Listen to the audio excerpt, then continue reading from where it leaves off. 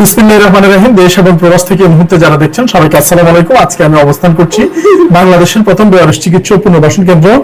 আমরা চেষ্টা করি আল্লাহর রহমতে যে বেয়ারিশ মানুষরা পথে ঘাটে পড়ে থাকে, শরীরের বিভিন্ন অংশ পচে গলে পোকা খেয়ে ফেলছে, সেই মানুষগুলোকে চট্টগ্রাম মেডিকেল কলেজ হাসপাতালে যাদের ঠাঁই হয় না সেই মানুষগুলোকে এখানে দিয়ে যায়, মানুষরাই দিয়ে যায় এবং তাদের ভোটার আইডি কার্ড গুলো আমরা নিবন্ধন করে এখানে রেখে দিই। বেয়ারিশ মানুষগুলোকে যারা দিয়ে যায় তাদের ভোটার আইডি কার্ড গুলো রাখি, কে কখন কোথা থেকে নিয়ে আসছে ভিডিও সহকারে।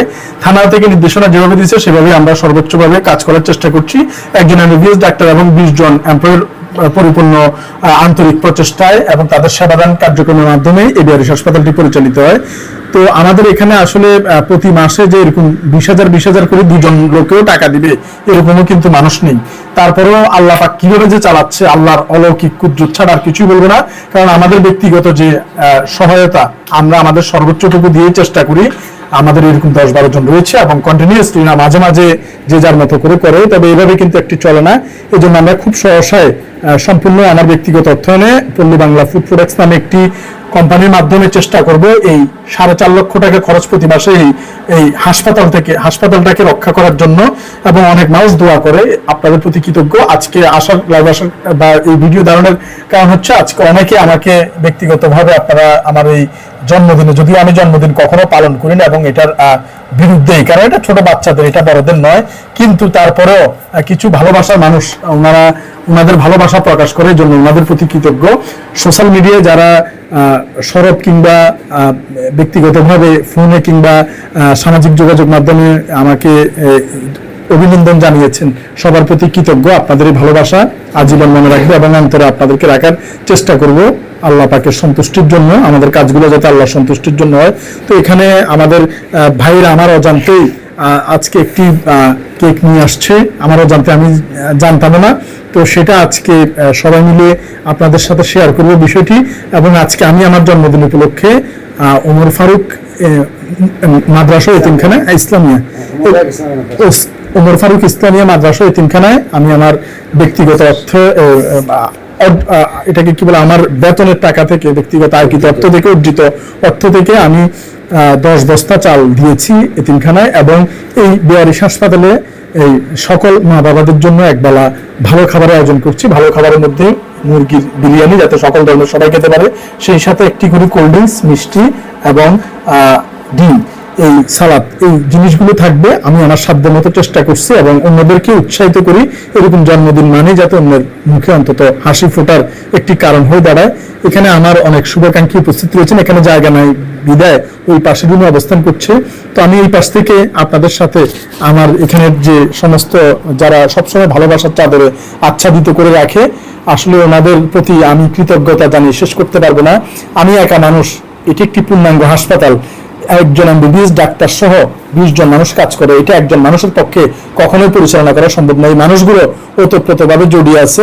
স্পেশালি আজকের জন্মদিনে আবারও ধন্যবাদ জানাচ্ছি এফএক্স মেটাল ইন্ডাস্ট্রিজের স্বত্বাধিকারী আমার কোম্পানির সিইও জনাব সদর আলী হাসান ভাইকে, যিনি দূরে থেকেও প্রত্যক্ষ পরোক্ষভাবে কিছুক্ষণ আগে একটি শপে কেক এবং গিফট এবং ফুল সহ নানাবিধ আয়োজন করেছিলেন। এবং এখানে আমার সহকর্মী ভাইয়েরাও রয়েছে।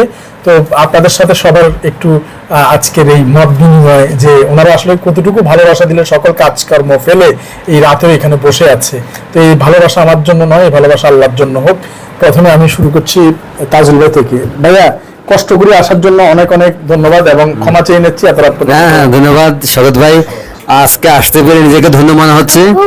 জন্মদিনের শরৎ ভাইকে শুভেচ্ছা জানাচ্ছি, অভিনন্দন জানাচ্ছি। আপনার পথ চলা সুন্দর এবং সমৃদ্ধি হোক এবং আপনি যেভাবে যে পথে চলছেন এই পথটা অনেক সুদীর্ঘ হোক, এই কামনাই করছি। আসসালামু আলাইকুম ওয়া রাহমাতুল্লাহ। মজিদ ভাই, আমাদের শ্রদ্ধেয় আরেকজন বড় ভাই। বিসমিল্লাহির রহমানির রহিম। আজকে আমরা আছি সবাই এখানে বেয়ারিশ চিকিৎসা সেবা কেন্দ্রে, যার প্রতিষ্ঠাতা পরিচালক আমাদের লিডার সম্মানিত শওকত ভাই সাহেব। আজকের আমাদের সৌভাগ্য, আজকে জন্মদিন উপলক্ষে অনেক জনের কাছে অনেক কিছু দেখছি, কিন্তু আজকে এটা আমাদেরকে খুব উৎসাহিত করছে এবং আনন্দিত করছে। শওকত ভাইয়ের পক্ষ থেকে আমাদের পাশে এক জায়গায় মসজিদ মাদ্রাসা, ওমর ফারুক ইসলামিয়া মাদ্রাসা, এখানে 10 বছর চাল দেওয়া হয়েছে এবং আজ ব্যবসার সাথে ব্যবহারের মা বাবাদের জন্য খানা আয়োজন করা হয়েছে এবং আমরাও বসে আছি। এবার আমি শকত ভাইকে শুভ কামনা করি এবং 100 বছর হয় আল্লাহ দান করুক, দীর্ঘজীবী দীর্ঘায়ু কামনা করি। এগুলি আমাদের আসসালামু আলাইকুম ওয়া রাহমাতুল্লাহি ওয়া বারাকাতুহু। আব্দুস সবুর ভাই, আমাদের সহকর্মী ভাই। ধন্যবাদ, আল্লাহর কাছে লাখ কোটি শুকরিয়া আদায় করি। আমরা একটা মানবিক শপথ পেয়েছি। যুগে যুগে এরকম কিছু লোক জন্ম নেবে যেগুলোর হাত ধরে কিছু না কিছু এই পৃথিবীতে বদলে হবে মানুষের অভ্যাস, কিছু বদলে হবে মানুষের শুভ অভ্যাস।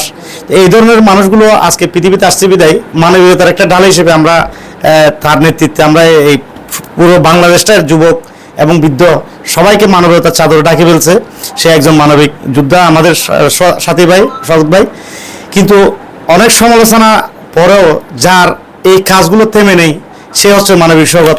আমরা অনেক কিছু শুনে থাকি, অনেক কিছু বলে থাকি, কিন্তু সব ঊর্ধ্বে রেখে আজকে সবচেয়ে আশ্চর্য লাগতেছে। দেখেন, অনেকে বলে থাকেন শকত ভাইকে নিয়ে, এটা শকত ভাইয়ের আজকে জন্মদিন উপলক্ষে যদি এই শকত যদি না জন্ম না হইতো, তাহলে এই শকতের আজকে 10টা বস্তা চাল যে একটা মাদ্রাসায় ওখানে গেছে, এবং আজকে বেওয়ারিশে যে মা বাবারা যে একটু ভালো খাবে, আমরা কোথায় পাইতাম। আপনি করেন, আপনার জন্মদিন আপনি পালন করেন, কিন্তু আপনার আশেপাশে 10টা মানুষকে, গরিব মানুষকে আপনি খাওয়ান।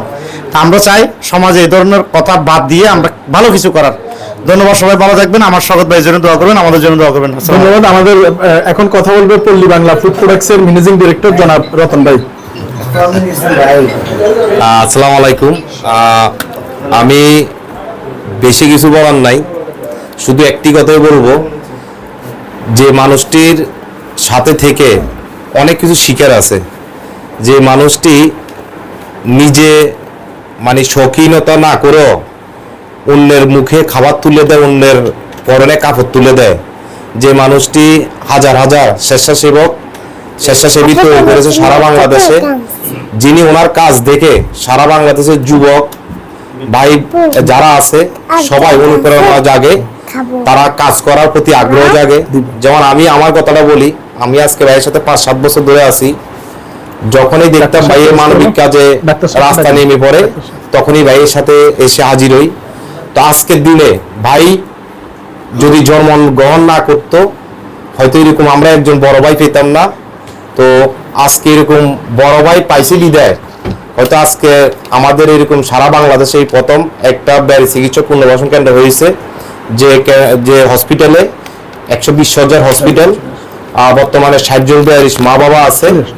তো এই যে যারা সেবা দিয়ে যাচ্ছে, আমাদের এখানে মেডিকেল টিম আছে 15 থেকে 20 জন। তো আজকে দিনও যে অনেকে অনেক গান বাজনা দামি নামি হোটেলে আয়োজন করে, কিন্তু ভাই সেটা না করে আজকে একটা এতিমখানায় 10 বস্তা চাল দিয়েছেন। এবং এই যে আমাদের হসপিটালে বেয়ারিশ মা বাবা যারা আছে সবার জন্য একবেলা ভালো খাবারের আয়োজন করেছেন। তো এটাই আসলে আমাদের লিডার থেকে শিখা।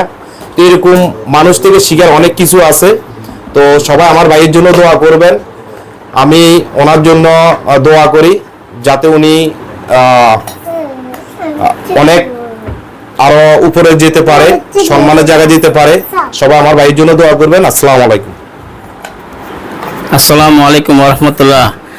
আসলে আমি শকত ভাইয়ের সাথে পরিচয় বেশি দিন না, প্রায় মাস 6-7 হবে। আমার দোকানের সামনে একজন লোক বৃদ্ধ অবস্থায় পড়ে আছে, অজ্ঞান অবস্থায়। তো আমার দোকান রেজিন বাজার গোলাম রসুল মার্কেটে। তো আমি শকত ভাইকে ফোন করার পর উনি বললো যে ভাই আপনি একটা লোক দিয়ে ফাটাই দেন। এরপরে আমি ওই লোকটাকে শকত ভাইয়ের এখানে ফাটাই দিই। এরপরে শকত ভাইয়ের সাথে যোগাযোগ হয়। আমার এক আঙ্কেল আছে অ্যাপেক্স মেটালের, এই চট্টগ্রামের দায়িত্বে আছেন এই মিস্টার তাজুল ইসলাম সাহেব।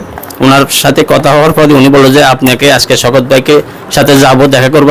আজকে শকত ভাইয়ের জন্মদিন। যাই হোক, আমি যে এই শকত ভাইয়ের মহৎ জন্মদিনে আজকে আসতে পারছি, নিজেকে ধন্য মনে করি। আর আমি সবার প্রতি অনুরোধ করব, আপনারা একটু আসি দেখেন। আমি আজকে দেখার পরে দিয়ে আমার কাছে হয়তো বা শকত ভাই কীভাবে এটা ম্যানেজ করে, কীভাবে কোথায় এই টাকা পায়, কত কষ্ট করে বেচারা এই অসহায় মা বাবাদের জন্য উনি কাজ করতেছে। আমরা শকত ভাইয়ের জন্য এই জন্মদিনে দোয়া করি, শকত ভাইয়ের মতো যেন আরও অনেক শকত ভাই বাংলাদেশে তৈরি হয়। আর শকত ভাইকে যেন আল্লাহ দীর্ঘায়ু করে, আর শকত ভাইকে যেন আরও বেশি বেশি মানুষের সেবা করতে পারে। আমরা যারা সচ্ছল, আল্লাহ আমাদেরকে যাদেরকে আমাদের আল্লাহ তাআলা বলছেন পবিত্র কোরআনে, আমি যাদেরকে সচ্ছল করেছি, হাত পা চোখ ফা দিছি, হাত পা চোখ দিয়েছি, তারাই সচ্ছল। আর আমরা সবাই আমাদের এই সচ্ছলতা, যতটুকু সচ্ছলতা আছে অতটুকু নিয়ে আমরা শকত ভাইয়ের সাথে সহযোগিতা করব। আমাদের মুসলমান হিসেবে পবিত্র কোরআনে একটা আয়াত আছে, সূরা আজ-জাহাদ 19 নম্বর আয়াতে বলা আছে তোমার ধন সম্পদের উপর সুবিধা বঞ্চিত এবং অবগ্রস্তদের হক আছে। হক হক মানে কি বুঝেন? মানে হক আপনি আদায় করতে হলে প্রয়োজন আপনি কোর্টে যাইতে পারেন। তাহলে আমরা শওকত ভাই যে দায়িত্ব করতেছে, আমরা যদি শওকত ভাইকে সহযোগিতা না করি, কাল কিয়ামতের দিন স্বয়ং আল্লাহ আমাদেরকে জিজ্ঞাসা করবে, আমি যে তোকে, আল্লাহ 3টা জিনিস জিজ্ঞাসা করবে যে আমি যে তোকে পাঠাইলাম দুনিয়াতে, তুই আমার ইনসান, আমার সমাজ, আমার সৃষ্টির জন্য কি করেছো। 2 নম্বর জিজ্ঞেস করবে তুমি তোমার পূর্বসূরি, তোমার ছেলে মেয়ে বউ নাতি নাতি যারা আছে তাদেরকে কি শিক্ষা দিয়েছে আমার জন্য কিছু করার। শেষে আসবে আমি যে তোমাকে দুনিয়াতে পাঠালাম, আজকে আমার কাছে আসছো, তুমি তোমার জন্য কি নিয়ে আসছো। তো আমি ভাই বেশি দীর্ঘায়িত করবো না, আমি আসলে বক্তৃতা দিতে জানি না, জাস্ট একটা অনুরোধ করবো শওকত ভাইকে আল্লাহ যেন সহযোগিতা করার জন্য মানুষ আগে আসে, আমরা আগে আসবো ইনশাল্লাহ। আসসালামু আলাইকুম ওয়া রাহমাতুল্লাহ।